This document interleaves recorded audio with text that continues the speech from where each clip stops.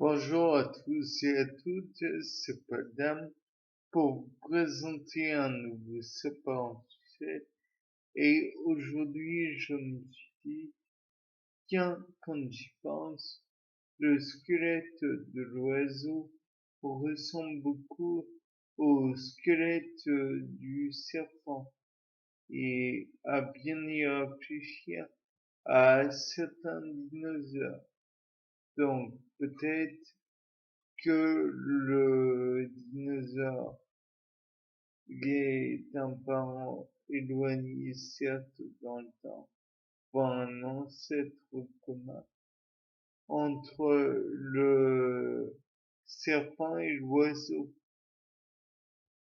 Je sais que le terme serpent est vaste, le terme oiseau très vague et le terme dinosaure est à la fois vague et un peu mal employé de nos jours, puisqu'on met dans les dinosaures les ptérosaures, les ichthyosaures, ben, mais là c'est bel et bien les dinosaures, des,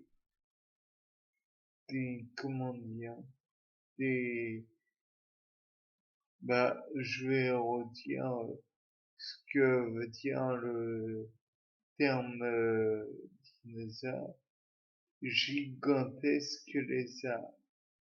Un lézard volant, ça n'existe pas. Du moins, il est toujours possible de me prouver le contraire. Des lézards dans l'eau, par contre, ou des, comment dire, des crocodiliens à la limite dans l'eau, ça, je veux bien croire, on en a encore sur Terre. Néanmoins, le fait est que les dinosaures, les oiseaux, pardon, qui ont la capacité d'avoir des glandes à venin comme les serpents, je pense que ça existe, ou du moins ça existait. Donc voilà. De plus, l'idée qu'il y ait non pas des crocs qui, comment dire, se plantent dans la chair de l'individu pour lui injecter le venin, mais d'autres appendices est tout aussi possible, d'autant que on sait, on a vu que dans les, comment dire, les becs des oiseaux, il y avait des vestiges de dents. Donc, c'est tout à fait envisageable, d'après moi, qu'il y ait des structures reliées à des glandes venin. Donc, c'est d'autant plus possible, d'après moi, que dans les os composant le bec, il y a des structures de reliées à des glandes à venin. Oui, c'est incroyable. Bip, coyote, non.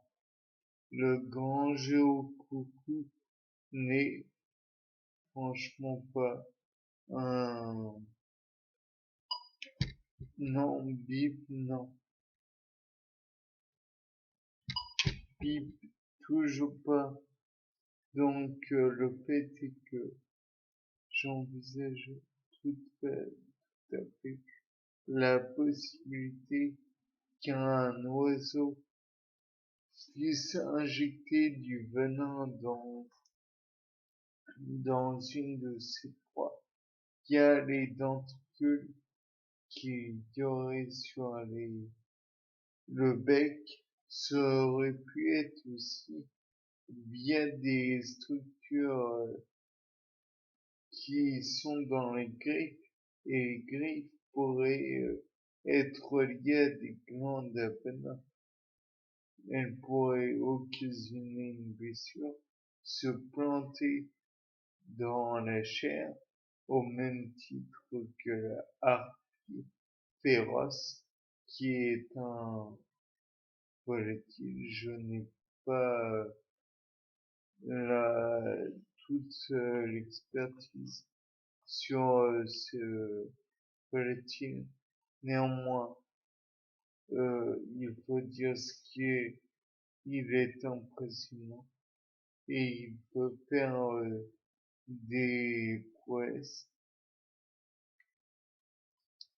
Donc, les glandes à venin pourraient être dans les pattes, qui pourraient en même temps presser l'individu et injecter le venin en même temps.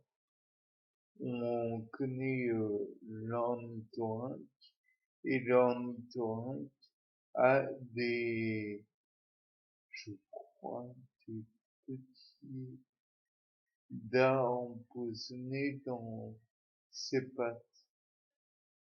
C'est assez étrange, mais voilà. Donc je pense que c'est tout à fait envisageable.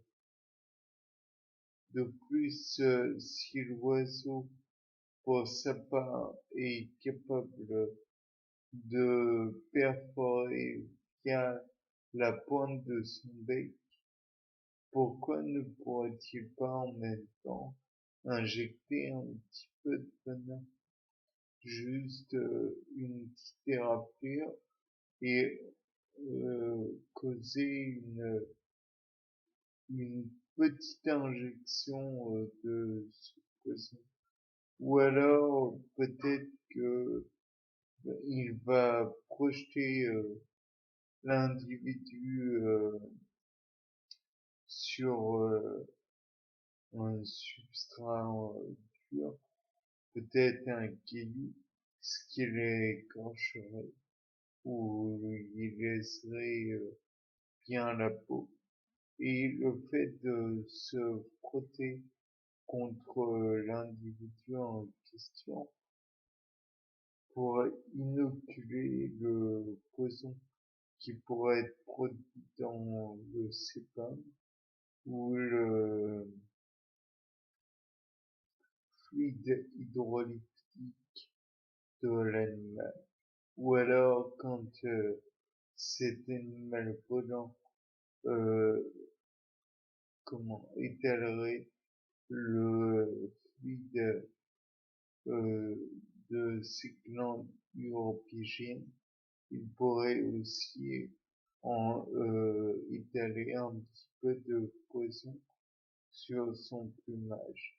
Ce qui fait que dès qu'il sème, entre guillemets, ses plumes, ou dès qu'il est aspergé par la pluie, il sème un peu de poison. Bien, je pense avoir dit une ou deux choses intéressantes. C'était Paul Dame pour un nouveau sapin en succès. Au revoir.